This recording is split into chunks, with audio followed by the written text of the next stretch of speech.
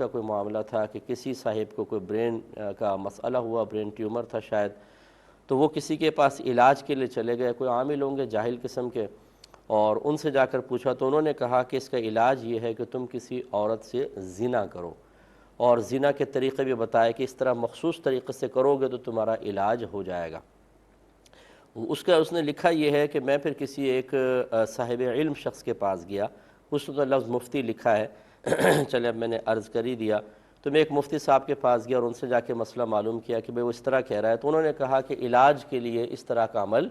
جائز ہوتا ہے، کیا حکم شرع ہوگا؟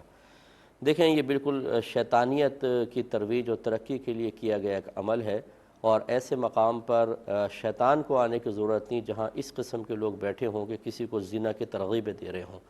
زنا سے کبھی اس کا علاج نہیں ہوگا۔ یاد رکھیں کہ جب بھی آپ کوئی نیا علاج یا نئی چیز تجویز کرتے ہیں تو اس کے لیے چند صورتیں ہوں گی۔ نمبر ایک، قرآن میں یا حدیث میں موجود ہے۔ نئے سے مراد میری یہ ہے کہ سننے والا کہتا ہے تو پہلے کبھی نہیں سنا، تو آپ دلیل دیں کہ بھی قرآن میں یہ ہے، حدیث میں یہ ہے، اکابرین نے بیان فرمایا۔ نمبر ون، اگر ان میں سے کچھ بھی نہیں ہے تو پھر یہ ہو سکتا ہے کہ جو اطباء ہیں، ڈاکٹرز ہیں، انہوں نے بہت طویل ریسرچ کی ہو کسی چیز کے بارے میں اور انہوں نے کہا ہو بھئی اس کا یہ علاج ہے، تو ایسے شخص سے تجویز معلوم کیا جائے کہ یہ بتائیے کہاں پر ایسی کوئی ریسرچ ہے کہ اس کا علاج اس عمل کے ذریعے ہوگا۔ نمبر تین، اگر یہ بھی نہیں ہے تو پھر اگر کوئی یہ کہتا ہے کہ نہیں میرے دل میں القاء ہوا ہے، الہام ہوا ہے، تو عام آدمی کے القاء اور الہام کا تو کوئی اعتبار ہوتا ہی نہیں۔ تو خلاصہ کلام یہ ہے کہ اس قسم کے جو اس نے علاج تجویز کیا، اگر آپ قرآن و حدیث سے معلوم کریں گے کبھی بھی نہیں ملے گا، نہ کوئی کسی کے کثرت تجربات میں چیز، یعنی فرض کر لیں باہر سے آئی ہوتی، چلے ہمارے یہاں تو حرام ہے، ہم اس کو ناجائز سمجھتے ہیں، باہر سے آئی ہوتی ایسا بھی نہیں ملے گا۔ اور اگر وہ کہتا ہے کہ مجھے خود الہام ہوا ہے تو اس کے الہام کو کوئی اعتبار نہیں، اور اگر وہ جہالت میں مبتلا ہو کر کہتا ہے کہ میرے استاد نے یا میں نے جن سے عمل سیکھا انہوں نے بتایا ہے، تو وہ اس سے بڑا شیطان تھا کہ اس نے اس کو ایسی تعلیم دی۔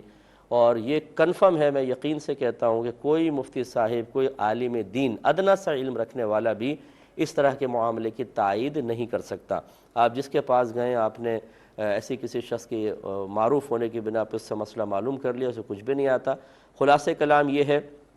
کہ اس طرح کے حرام اور گناہ کبیرہ اور نص قطعی سے جس فعل کی حرمت ثابت ہو